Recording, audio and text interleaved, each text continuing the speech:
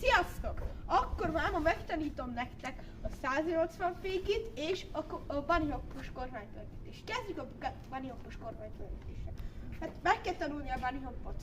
Hát csak így, ennyi. A bunny hoppnak az a lényege, hogy egy sima jump, csak először az elsőt, utána a hátsót a választva. És ezt úgy tudjátok könnyen megtanulni, hogy füvön gyakoroljátok, aztán meg kimentek aszfaltra. Igen. Na, utána következő egy kormánypörgetés, hát azt csak simán megpörgeted a kormányt, így gyakorolni kell.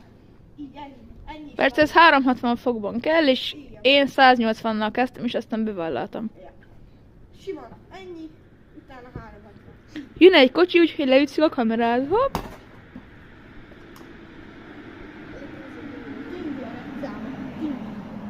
Nem mondd meg.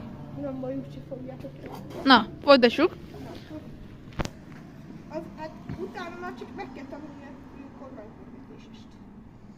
Na, az a lényeg, hogy felugratsz, és akkor kormánypörgetés, akkor csak ennyi. Van jobbos kormány. Igen.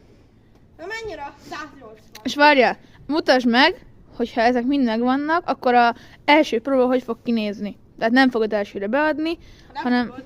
Szerintem max. Elsőre úgy csinálnak, hogy így beadod, és csak így sima 180. Utána meg már mehet a dupla.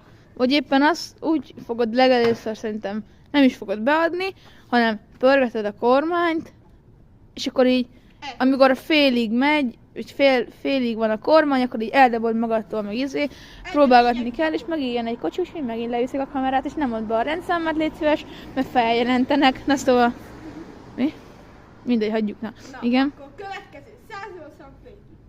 Először kezdjétek egy 90-nel. Ez egy sima 90. Ez egyszerű. Hát csak felemeled, és így a lábaddal repülöd az egészet. Utána már átvetsz a 180-ra. Ez, csak nem hiszed a lábad. Csináltam. Így lábba is lehet először segíteni. Utána már lehet menni 360-ig, de az már nagyon nehéz mutatvány. Na, a 180 féki.